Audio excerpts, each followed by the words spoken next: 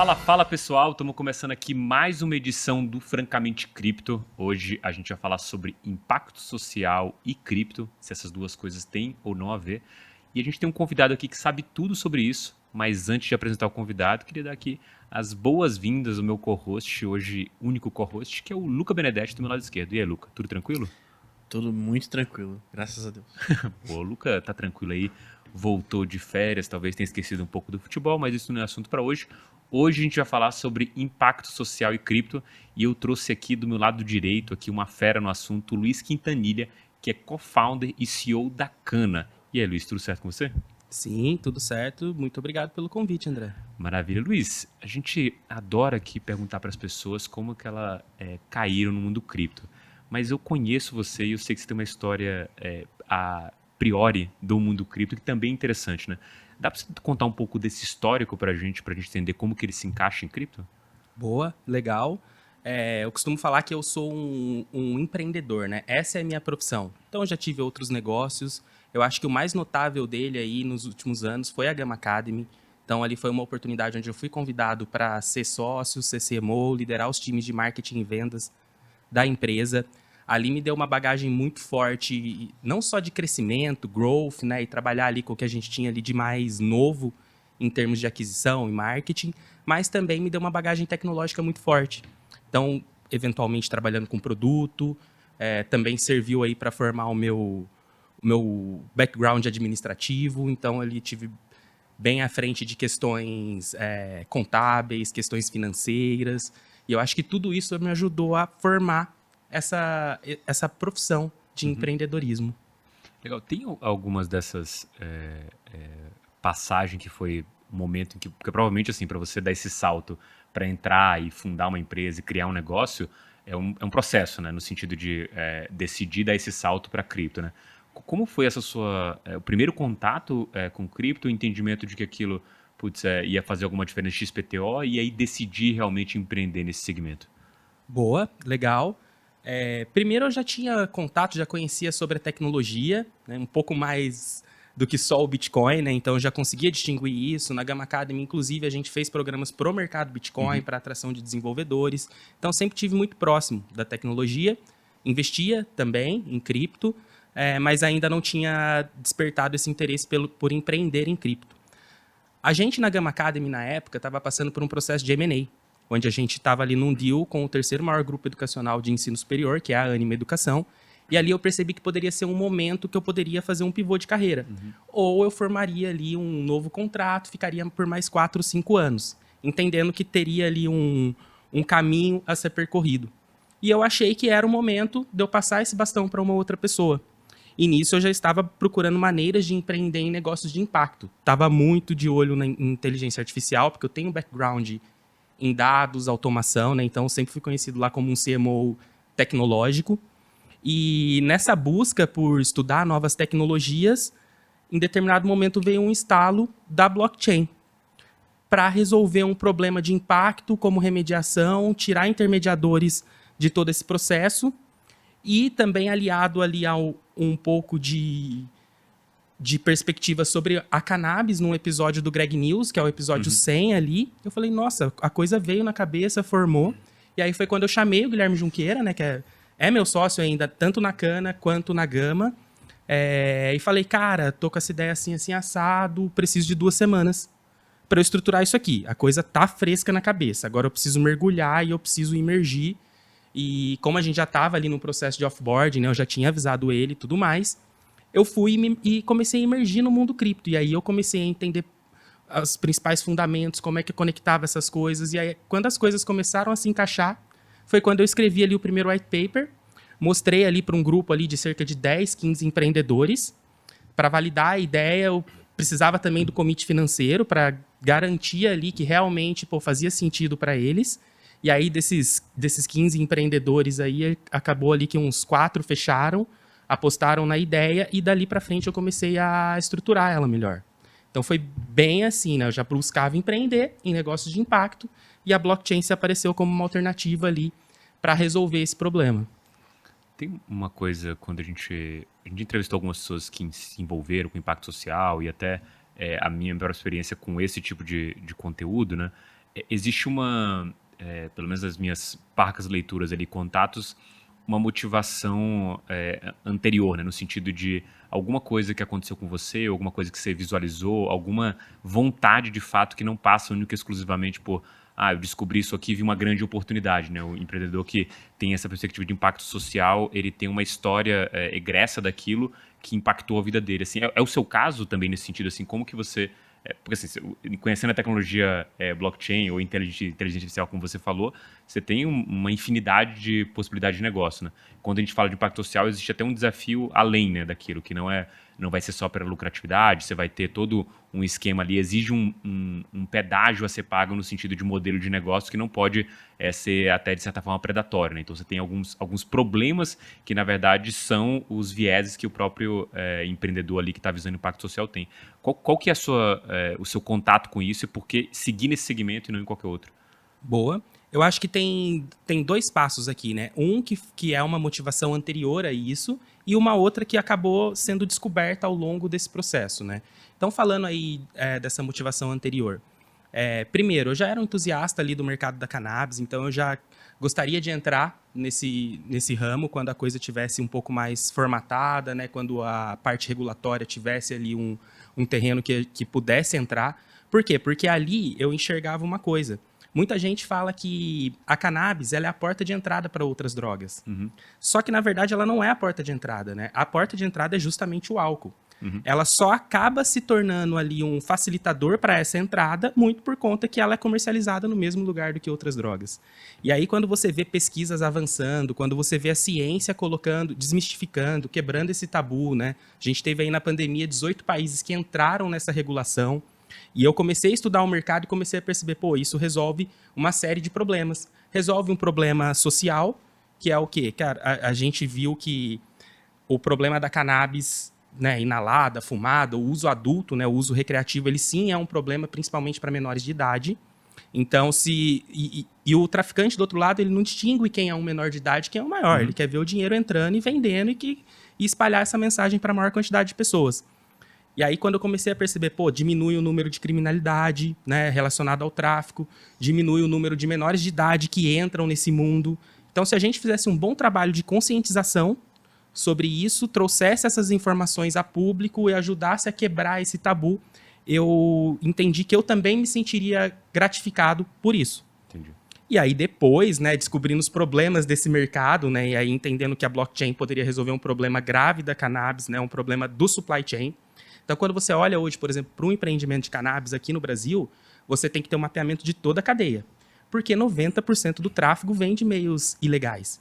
E quando você tem essa mistura entre o que é regulado, o que não é regulado, o que é um crime, você precisa garantir que a semente vem de uma origem qualificada, de um player sério que está empreendendo e não do tráfico. Você precisa garantir que o destino final desse produto ele vá para a mão de quem realmente está interessado pro uso medicinal, mesmo que para o uso adulto, mas de uma forma regulamentada, né, que saiba ali distinguir uma pessoa que possa e uma outra que não possa usar mediante a apresentação de um documento. Então eu enxerguei que o supply chain poderia ser uma maneira da gente resolver isso, e a blockchain, como ela traz esses registros imutáveis, né, pareceu algo muito interessante.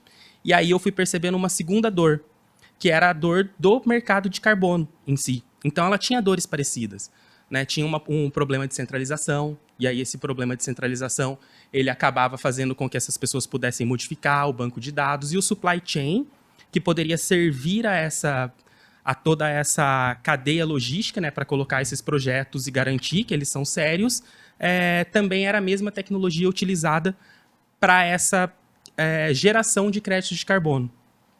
E aí a coisa foi tomando forma, percebi, agora sim a gente encontrou aqui uma linha, a gente resolve dor de mercado real, a gente tira um intermediário, a gente deixa a coisa transparente ali, né, traz todos os elementos que precisaria, na nossa visão, para fazer esse mercado crescer e ser realmente um instrumento de valor dentro desse mercado. Queria fazer uma pergunta, na verdade, se hoje você já tem talvez alguma coisa rodando com essa ideia, né, de você ter o mapeamento completo, principalmente do mercado de carbono, que é uma coisa, acho que talvez mais fácil de ter rodando agora. Enfim, já tem algum exemplo de coisas utilizando a tecnologia. Boa. A tecnologia do supply chain da cana ela ainda não está entregue. A gente tem alguns passos dessa tecnologia, que inclusive já estão até auditadas, que ela se encontra um pouco com a tecnologia da economia. Aí depois eu posso até explicar um pouco mais o que seria isso. Mas a gente tem ali um estudo que foi elaborado em parceria com a Universidade Federal do Paraguai, que traz todos esses pontos para a gente. E lá eles conseguiram provar uma capacidade mais alta do que outras agriculturas na remoção de carbono, por conta da forma que é feito o manuseio.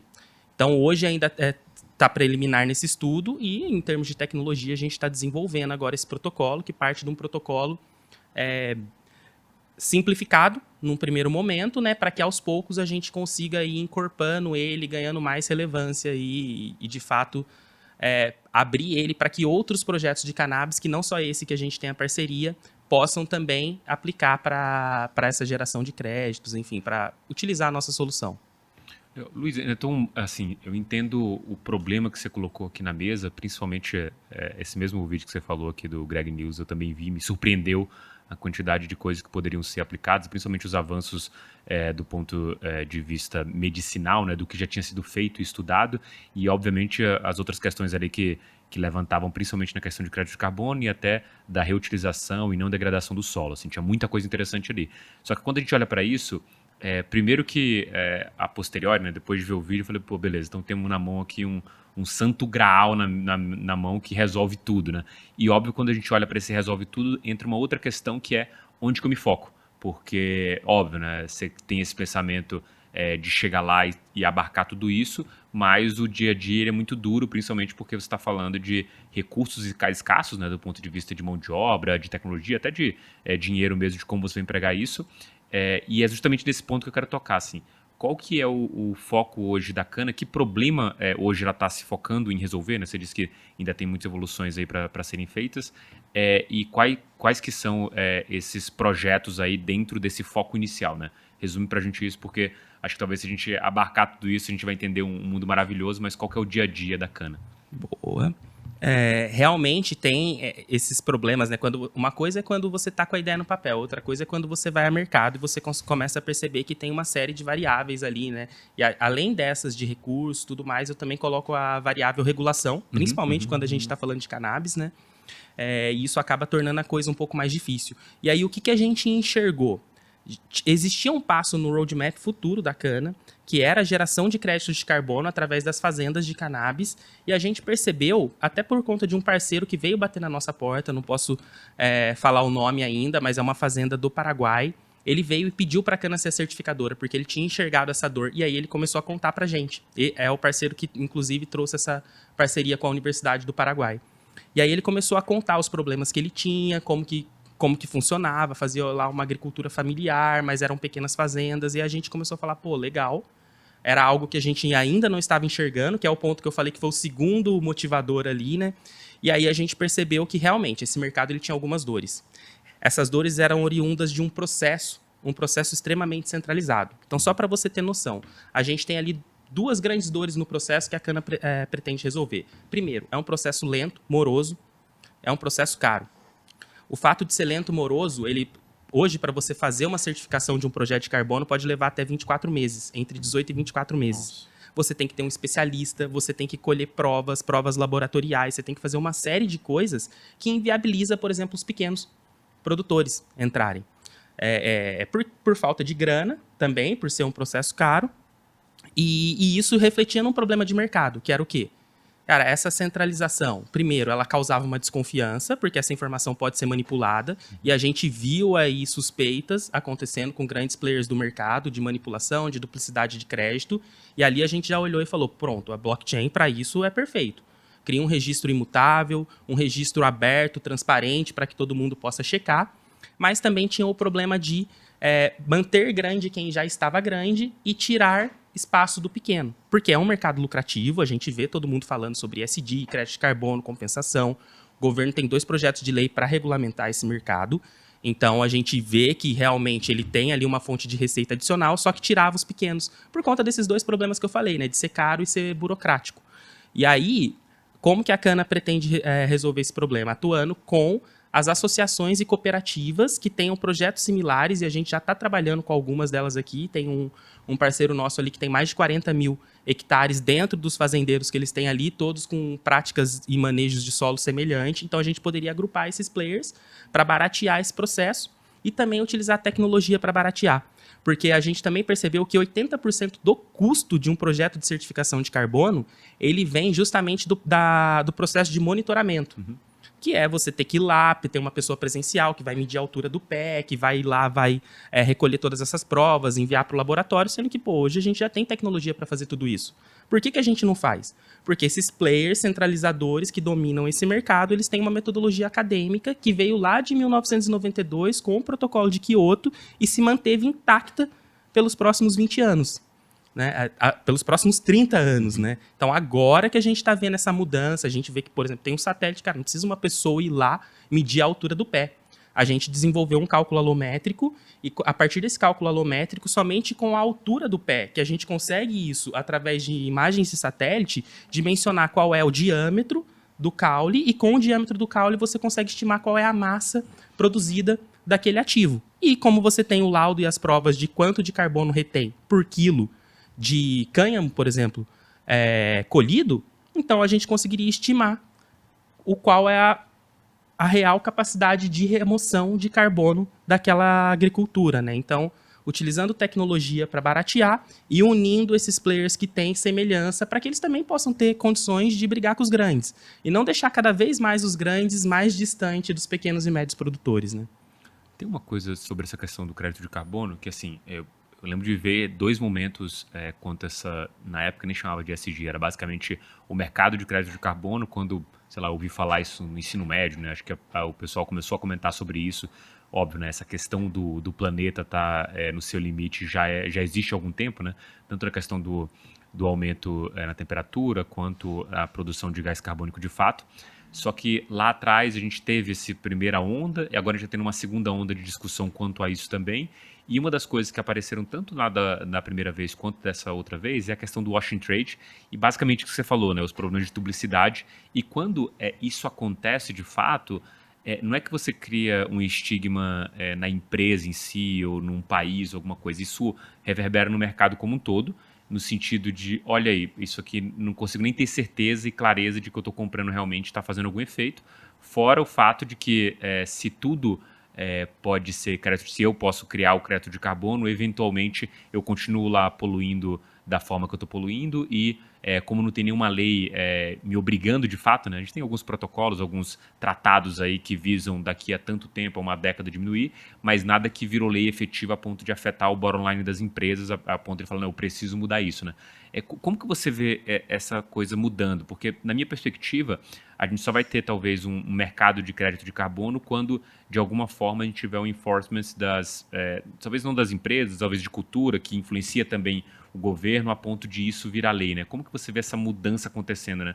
A gente vai precisar de um governo diferente, precisa culturalmente as pessoas entenderem isso, como talvez já entenderam na Europa, como alguma parcela da população, a geração mais nova também entende isso, né? Como que essas forças vão convergir para essa visão de que a gente tem um mundo em que as pessoas, além de se preocupar com o impacto das suas ações, elas passem a minimizar os impactos de maneira direta, né? No caso não fazendo, quanto também adquirindo crédito de carbono.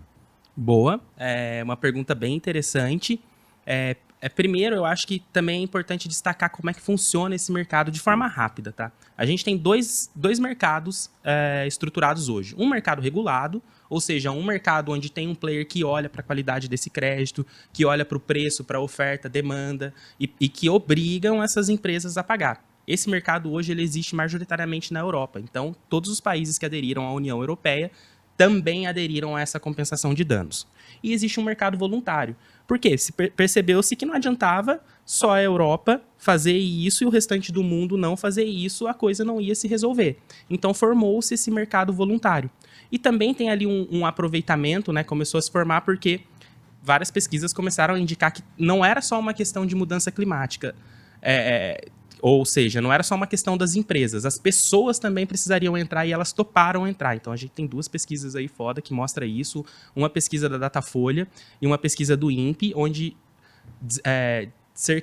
são 70% dos jovens entre 18 e 24 anos topam pagar mais por uma solução sustentável, e a gente tem mais de 90% desses jovens interessados em produtos que sejam sustentáveis. Quando isso começou a acontecer, esse mercado começou a se formar.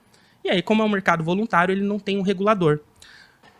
Mas o que acontece? Hoje tem essa questão que você trouxe, né, do preço para poluir, né? Então, muitas empresas dentro do mercado voluntário, é um crédito de carbono muito mais barato, né? Porque as empresas elas não têm todo esse compliance, toda essa regulação por trás. Esse crédito acaba sendo originado, às vezes, de diversas formas que nem sempre são bem aceitas no mercado. Mas, de alguma forma, existe ali uma forma de compensar. Só que é muito barato esse crédito de carbono gerado aqui. Então, isso gera o quê? Uma licença para poluir. Então, fica mais fácil para a empresa pegar, comprar esses créditos de carbono e poluir. E aí, o que a gente entende e vê um movimento global forçando, inclusive o Brasil está no pivô dessa estratégia, porque é o país que detém o maior market share de meios naturais de produção de carbono. Então, cerca de 15% de todo o carbono que vai ser gerado por meios naturais até 2030 vem do Brasil. Então, existe uma pressão para essa regulação. Para que o quê? Para que esse crédito que está sendo gerado no mercado voluntário, ele cresça em termos de compliance, ele cresça em termos de preço, para que force as empresas a mudarem as suas práticas, né, para que elas poluam menos, para que fique mais barato elas mudarem toda a sua estrutura logística para poluir menos do que ir lá e simplesmente comprar. E aí, quando a gente olha para o cenário internacional, né, até a própria guerra acelerou muito isso. Porque o que aconteceu? A Alemanha, por exemplo. A Alemanha é um player que a maior parte da energia utilizada no país era por meios renováveis. E agora, por conta da guerra, por conta de algumas sanções e de acordos comerciais, ela parou de conseguir fazer essa energia renovável e teve que voltar a meios poluentes, né? E aí começa essa pressão para o Brasil. Pô, você precisa regular. Você precisa fazer com que essa coisa funcione aqui. Porque você é o país que tem esse potencial gigantesco de resolver um problema que é um problema real. Que hoje a gente sente um pouquinho, né, em termos de temperatura, tudo mais, a gente vê muita notícia, mas ainda não chegou no ponto catastrófico. E existe ainda uma chance de reversão de todo esse sistema, né? Então eu vejo como natural, a gente tem hoje 2 projetos de lei, um na Câmara, um no Senado, para regulação. Já começaram a aparecer players de olho, então a CVM ela já tá regulando fundos de investimento em carbono, então é uma questão de tempo, só que esse tempo que a gente tinha que era grande, agora ele começa a ficar curto. Então eu acho que é independente de governo, né? A gente vai precisar, porque estamos numa economia globalizada. Não é mais cada país responsável pelo seu aspecto. O que está acontecendo hoje, a gente vê, por exemplo, as grandes brasileiras, mesmo sem precisar pagar essa compensação, porque não existe essa obrigatoriedade aqui, elas estão fazendo. Por quê? Porque o próprio mercado obrigou elas. Ou seja, empresas europeias não compram de grandes empresas brasileiras se elas não estiverem pagando a tua compensação de danos. Então, tudo vem forçando para que isso aconteça de uma forma rápida. Acho que uma das coisas que toda vez que a gente conversa sobre ESG com pessoas que ou estão empreendendo ou estão ali tangenciando esse mercado, é um pouco desse mercado voluntário. E acho que nos Estados Unidos teve uma carta lá do CEO da BlackRock comentando sobre essa postura de que dali a algum tempo eles iriam exigir que os fundos, tudo aquilo que eles de alguma forma geriam direto ou indiretamente, tivessem uma pegada dessa, e isso acaba mostrando uma mudança até cultural, né? Então faz um pouco de sentido que você está colocando na mesa. Inclusive do ponto de vista do crédito de carbono em si, de como essa dinâmica funciona e todos esses desafios, problemas aí que a gente pode enfrentar até que esse mercado de fato se consolide, existe uma pressão pelo menos para que isso aconteça. Mas a minha dúvida agora, Luiz, beleza, entendo a questão do crédito de carbono, já entendi, você trouxe aqui uma elucidação bem boa sobre o problema e como que essa dinâmica vai se dar ou pode se dar daqui em diante, mas ainda fica a dúvida do porquê eu preciso de uma cripto. Eu entendo o blockchain, entendo a questão da rastreabilidade daquilo, mas por que eu preciso de uma cripto e como que é a dinâmica dela dentro do seu ecossistema aí que você está criando? Boa. Assim, não é que necessariamente a cripto é o único instrumento para solucionar, mas ele é um excelente instrumento, né? Então, falando sobre como o que ajuda, né? Primeiro, você ter realmente esse ativo digital que está numa plataforma descentralizada, aberta, pública, eu acho que esse que foi até um dos pontos que eu comentei, acho que é um dos principais pontos. Segundo, quando a gente olha para o mercado voluntário, existe uma grande especulação em cima do mercado voluntário, né? Então, diferente do mercado regulado, onde esse crédito ele obrigatoriamente é aposentado ao final de um ano, ou seja, você comprou o crédito, você não pagou no fim do ano, esse crédito vai deixar de existir. No mercado voluntário, ele dura eternamente, porque não tem um player regulando, então ele serve também como uma especulação. E aí, quando você olha para cripto, pô, é um instrumento perfeito, né? É muito mais fácil, tá acessível para todo mundo, você, qualquer pessoa pode comprar. Quando você tem um mercado regulado, burocrático, um crédito de carbono, onde você só compra de corretoras com alto volume e tudo mais, você tira até a pessoa física da jogada. Né? Eu lembro até num dos livros, ou talvez uma palestra que eu vi, que uma pessoa estava contando sobre uma experiência que ela teve nos Estados Unidos de pegar ali um voo da British. E aí ela falou, pô, eu quero pagar a minha compensação, eu quero comprar esse crédito. Aí depois ela tentou ligar para a empresa para comprar o crédito de carbono, ela não conseguiu comprar. O cara falou, mas como assim você vai comprar esse crédito de carbono? Por que você vai comprar? Porque essa pessoa já estava um pouquinho à frente, ela estava entendendo que a responsabilidade não é só das empresas. Essa responsabilidade são das pessoas também. Né? Então, a cripto, por conta dessa facilidade e tudo mais, eu acho que ajuda muito no mercado como um todo. E, especificamente, dentro do projeto da Cana, ela tem ali algumas particularidades, né? Então, até explicando aqui rapidamente o que seria a Cana para vocês. Então, a gente desenvolveu um protocolo de certificação e geração de créditos de carbono a partir de agriculturas regenerativas que tem o seu início pelo cânhamo. E com isso a gente desenvolveu um token, que é um token de economia, onde você pode gerar créditos de carbono e você pode também utilizar em diversos outros benefícios. Então você começa a trazer essa questão da conscientização para a comunidade, o senso de pertencimento. Então as pessoas elas gostam disso, de se unir em torno de um ativo. E quem faz isso melhor do que hoje no mundo? As empresas cripto têm as melhores comunidades, as mais unidas, as que realmente vestem a camisa e vai de frente. Vai para o front contra as pessoas que estão falando mal. Então, acho que por todos esses elementos, né, a comunidade, a coisa aberta, a coisa unindo, sendo de fácil acesso, acho que tudo isso faz com que realmente um instrumento da blockchain seja ali, essa tecnologia ela seja uma tecnologia favorável para o desenvolvimento desse mercado. Se hoje eu sou um projeto que quero entrar na Cana, quero estar utilizando a Cana para emitir os meus créditos de carbono, etc., qual o processo que eu tenho que tomar hoje? Boa. Se você quer pagar a tua compensação com a Cana, hoje você pode ir lá no site da Cana e comprar os nossos KNNs. Comprando os KNNs, eles vão te dar direito a gerar o crédito de carbono dos ciclos de agricultura que a gente vai certificar.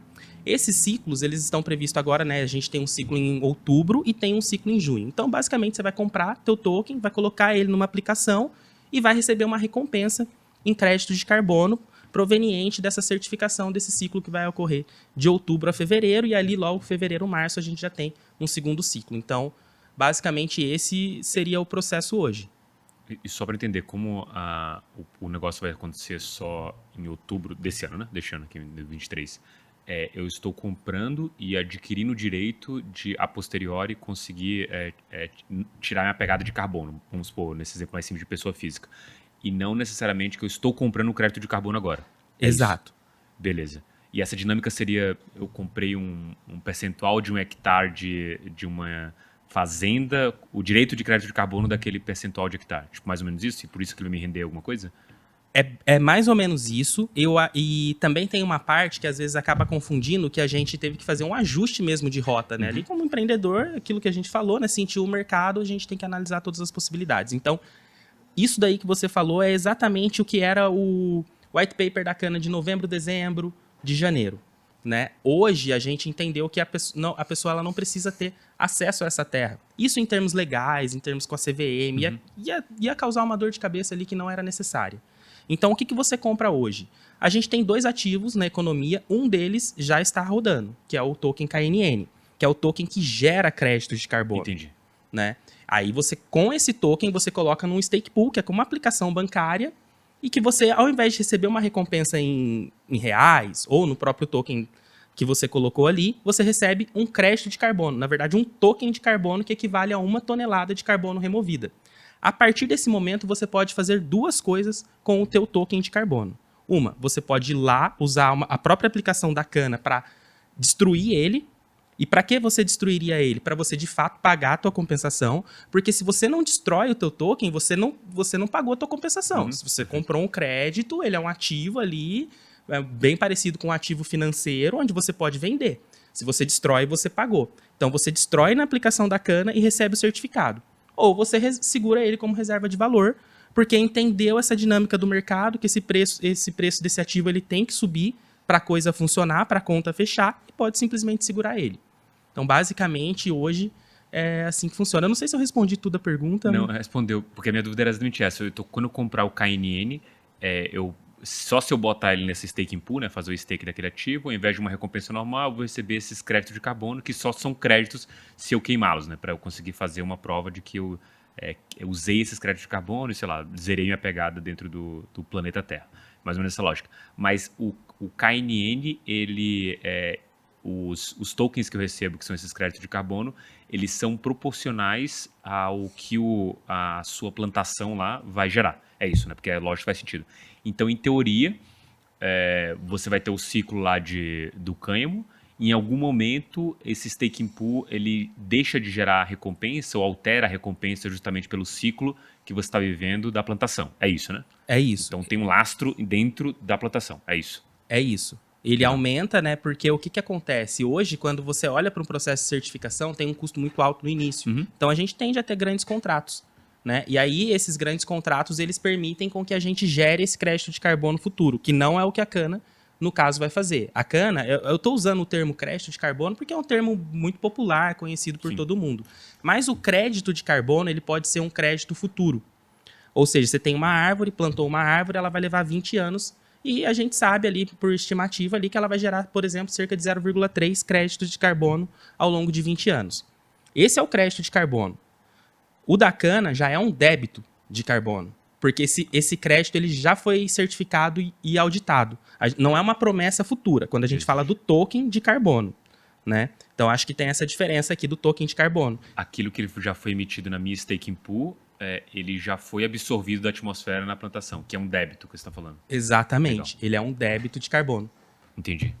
Maravilha. E acho que isso esclarece um pouco da diferença do que a gente vê do token da cana e do crédito de carbono. O token da cana é o que vai me dar o direito de emitir esse débito de carbono, que foi até inclusive um nome que achei bem interessante. E o impacto social disso está claro e óbvio na questão do carbono, da retirada de carbono, do sequestro de carbono da atmosfera, mas essas plantações aí, você está falando de cooperativas, né? Então não são grandes empresas. Existe algum outro impacto que vai ser gerado frente a essas parcerias que vocês estão fazendo com essas cooperativas? Existe, sim.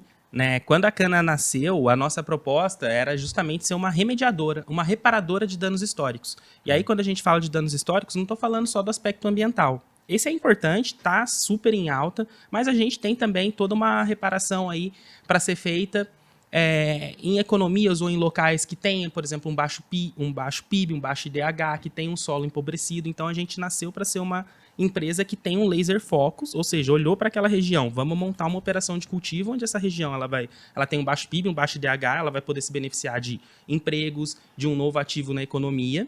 Vamos também melhorar esse solo, melhorando o solo, melhora a produtividade das safras, melhora também a água da região, melhora ar, melhora uma série de coisas, e vamos devolver 15% para essa galera que está em volta dessa região. Por quê? Porque a gente entendeu que, diferente de um venture capital comum, né, de uma empresa, de uma startup que segue os passos de crescimento normais, onde o investidor ele recebe dividendos ou ele pode, no final das contas, ter um exit, a gente já tem esse instrumento por trás que é um token, que tem uma alta liquidez. Ou seja, por si só, se a cana avança nos seus planos, esse token ele valoriza. Então, eu não preciso pagar para essa pessoa um dividendo, eu posso usar todo o lucro dessa operação para, de fato, devolver parte dele para as pessoas que ajudaram a fazer o projeto acontecer e a outra parte para uma outra região que precise dessa operação da cana. Então, a gente nasceu assim. Claro que por conta dessa movimentação estratégica, a gente trouxe o aspecto do crédito de carbono para antes dessa operação da cana, até porque a gente está no Brasil e a regulação tá difícil, por mais que os parceiros hoje de certificação nossos, um deles que eu comentei está no Paraguai e o outro que a gente está negociando está na Jamaica, né? Então a gente poderia atuar a nível global, mas entendeu que seria melhor a gente trazer esse aspecto aqui primeiro, e aí depois, sim, a gente quer fazer esse aspecto social mais forte. Mas mesmo assim ficou uma premissa, que é a premissa de devolver 15% para quem está ao redor. Né? Então, para as comunidades, para os povos originários ali da região, para quem realmente precisa. E entender o que aquela região precisa. É uma escola, é um hospital, é simplesmente uma ação beneficiária ali para diminuir fome, enfim, como a gente poderia devolver de uma forma interessante para essa comunidade parte dessa receita. Tem uma pergunta? Não, eu queria talvez fazer uma analogia aqui. A gente tem em cripto a questão de teoria dos jogos muito forte, né? A gente vê isso muito forte no Bitcoin, a gente vê isso muito forte nas outras redes também. Eu queria entender como é que você enxerga a teoria dos jogos dentro do projeto que você está montando. Massa. Quando a gente olha para a teoria dos jogos, e aí eu acho que aonde se encaixa isso? Dentro do nosso protocolo. Por quê? Porque a gente quer remover o intermediário, que é aquele intermediário que tem o banco de dados ali que está sob controle dele. Para que essa coisa funcione bem, a gente estruturou 3 atores no início desse protocolo, que é justamente na parte do envio de provas.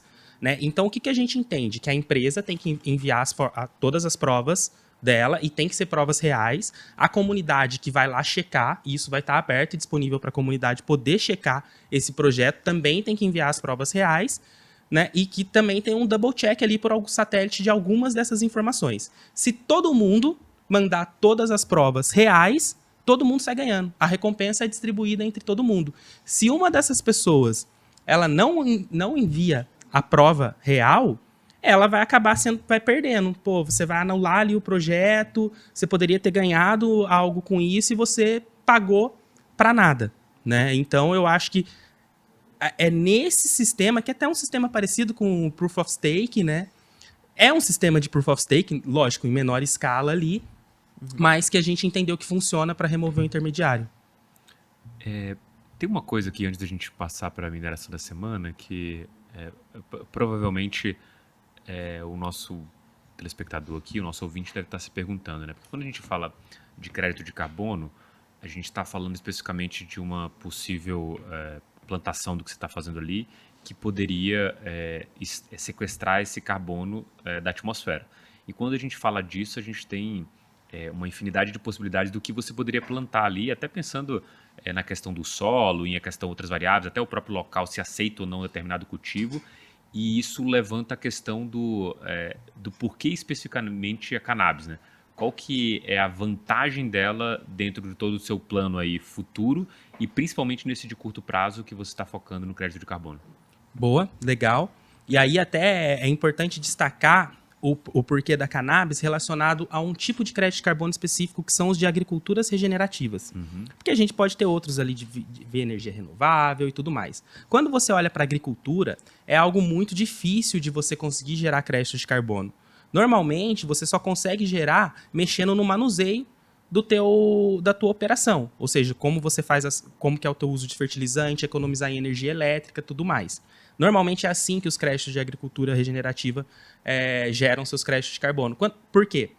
Porque quando você corta uma planta, você está devolvendo a maior parte de CO2 que ela reteve para a atmosfera de volta. Então, para um crédito de reflorestamento, beleza, funciona, porque se eu estou reflorestando, eu não vou tirar aquilo ali para transformar numa madeira depois.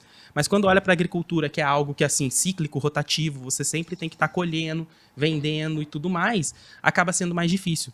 E a cannabis tem algumas propriedades especiais que fazem com que ela se destaque nesse mercado e seja a planta hoje que a gente conhece que tem o maior potencial de remoção e retenção de CO2.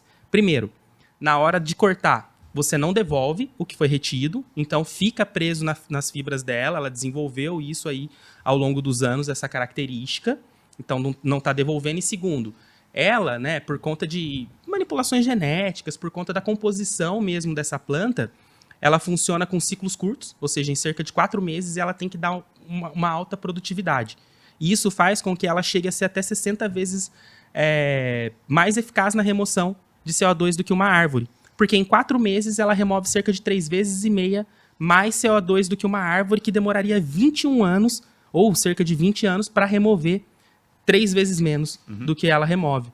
E aí, quando olhei para isso, aliado aos outros dados também de impacto social, de como que poderia beneficiar o país, o lado da conscientização, e por também ser, como empreendedor, né, olhando também o lado do mercado, por ser um mercado que vem num ritmo de crescimento muito acelerado, né, cerca de 48% ao ano, muitos países aderindo, 18 países durante a pandemia aderiram à legalização da cannabis, da maconha, né, como é popularmente conhecida. Então, acho que todos esses aspectos, eles deixaram claro pra gente que, pô, é um início legal. Mas a gente tem outras parecidas. O café, por exemplo, tem uma propriedade de reter parte também. A cana-de-açúcar tem, mas ela também degrada um pouco o solo. Então, mas tudo é uma questão de manuseio. Né? De olhar para a área e entender como é que a gente pode mexer nessa cadeia para poder fazer com que ela seja menos poluente e, consequentemente, mais ecologicamente sustentável. Entendido. Tem alguma pergunta? Se não, perfeito. Cara, assim, a gente tem, te avisei aqui, a gente tá caminhando pro final já do nosso podcast, tem a nossa mineração da semana, que é um momento aqui em que você traz algum conteúdo que você acha relevante passar para nossa audiência e tendo a ver ou não tendo a ver com o mercado ou necessariamente com o que a gente falou aqui. Qual que é a sua dica aí pro nosso telespectador, nosso ouvinte? Boa. Bom, eu vou de uma dica de empreendedorismo aqui. Né? Tem um livro que se chama O Impossível. É um livro da editora Belas Letras. Eu não estou lembrando agora o nome do autor, mas é um livro muito legal. E ele explora muito essa temática de conseguir olhar para o que não é tangível. Não ficar pensando só no que as pessoas sempre pensam, da forma que o mercado colocou, e realmente tentar ter essa tratativa de enxergar com um novo olhar, um novo prisma.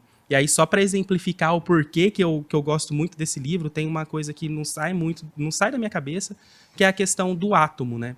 Então, se eu perguntar para você, do que teu corpo é constituído? Me fala aí, elemento químico, enfim, qual que é? Carbono, basicamente. Carbono. Carbono. Sim, ele é constituído de carbono, só que ele também é constituído de espaço vazio. Muitas das pessoas diriam, pô, seria 70% água. Mas, de fato, a água vem do carbono, de toda essa composição. Por quê? Porque quando a gente vê aquela representação do elétron, né, na verdade é um núcleozinho pequenininho. A gente vê no livro, assim, né, as rodinhas, que não é nada disso, são quilômetros, né, o negócio é uma distância muito grande um do outro, e o elétron, ele é mínimo. Então, no fim das contas, quando você olha, 99,999, são 4 noves% do teu corpo é espaço vazio. Ou seja, você precisa olhar para o que você não enxerga também para entender como é que você pode utilizar melhor as coisas que estão ao seu redor, né? Então, eu acho que isso daí deu uma... Caramba, dá para pensar não só pelo lógico tangível, dá para tentar trazer outras formas de se resolver um problema, de se empreender, de buscar um aprendizado, enfim. Maravilha. Bom, obrigado, Luiz, aqui por ter aceito o convite. Um ótimo papo aqui, deu para esclarecer bem sobre o projeto que você tem e também sobre as questões de impacto social. Obrigado também, Luca, aí, por ter me ajudado aqui nessa conversa. Obrigado você que ficou até o final aqui do Francamente Cripto. Não esquece de dar o joinha aqui nesse vídeo, de seguir o canal e mandar para o seu amigo que acha que impacto social e cripto não tem nada a ver. A gente vai ficando por aqui. Um forte abraço e até o próximo Francamente Cripto.